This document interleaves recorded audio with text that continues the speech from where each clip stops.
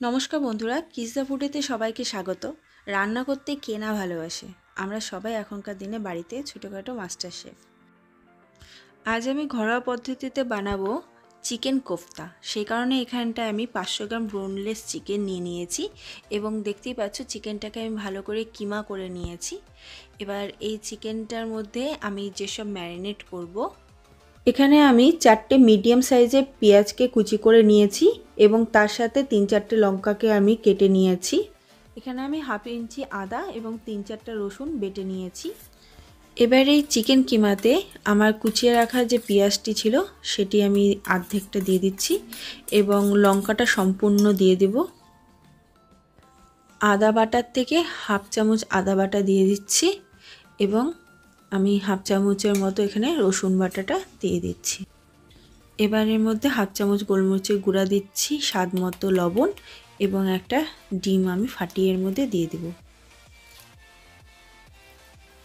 দিয়ে এবার এটাকে হাত দিয়ে ভালোভাবে মাখিয়ে নিব।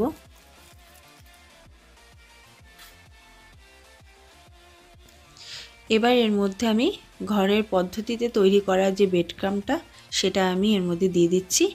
আপনারা অনেকেই ব্রেডটাকে শুকনো খোলায় ভেজে নিয়ে এইভাবে আমার মতো ব্রেড ক্রাম্বটা বানিয়ে নিতে পারেন। হাতের মধ্যে এখানে আমি সরষের তেল নিয়ে নিয়েছি। এবার এটাকে হাতের মধ্যে ভালো করে মাখিয়ে নিয়ে এভাবে ছোট ছোট করে গোল করে আমি এবার বলসগুলো তৈরি করে নিব।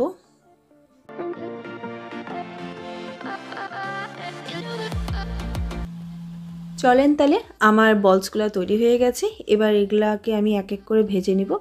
আমি কড়াইটার মধ্যে তেলটাকে ভালোভাবে পরিমাণ মতো গরম করে নেওয়ার পর এবার বলসগুলোকে এক এক করে আমি তেলের মধ্যে দিচ্ছি এবং এগুলোকে হালকা ব্রাউন কালার করে নিয়ে আমি ভালোভাবে ভেজে নেব। আমার এই মিট বলগুলো ব্রাউন করে ভাজা হয়ে গেছে, দেখুন কতটা সফট হয়েছে। নেক্সট পরেরগুলো আমি ভেজে নিচ্ছি। এবার ওই ভাজা তেলের মধ্যে আমি আলুগুলাকে ফ্রাই করে নেব। এভাবে মিক্স বলগুলো বানিয়ে আপনারা বিকালবেলা স্ন্যাক্স হিসেবেও খেতে পারেন। আলুগুলো আমার ফ্রাই করে ভাজা হয়ে গেছে। এবার আমি এটাকে তুলে রেখে দেব সাইড করে। তেলের মধ্যে দিয়ে দেব সামান্য দারচিনি, 3টে এলাচ এবং 3টে লবঙ্গ। এই গোটা মশলাটার হালকা গন্ধ ছেড়ে দিলে আমি তারপর কুচিয়ে রাখা যে পেঁয়াজটা ছিল সেটা দিয়ে দেব। এই কুচিয়ে রাখা পেঁয়াজটাকে আমি হালকা ব্রাউন করে প্রথমে ভেজে নেব। ভাজা হয়ে গেছে। এবার সাইড করে রাখা আদা বাটা আর রসুন বাটাটা দিয়ে আমি প্রথমে একটুখানি নাড়িয়ে নেব। এবার দিয়ে দেব হাফ চামচের মতো ধনে গুঁড়ো, জিরের গুঁড়ো আর লঙ্কা গুঁড়ো এবং হলুদ গুঁড়ো দিয়ে এই মশলাটাকে আমি ভালোভাবে প্রথমে ফ্রাই করে নেব।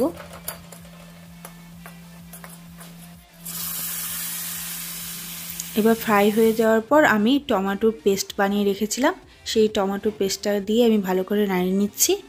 এবার মশলাটা দেখুন আমার কষে গেছে, তাই আমি ভাজা আলুগুলোকে দিয়ে এবার মশলাটাকে ভালোভাবে কষিয়ে নেব। মশলাটা আমার ভালোভাবে কষানো হয়ে গেছে, তাই এবার মিট বলসগুলোকে দিয়ে আমি ভালোভাবে কষিয়ে নিব।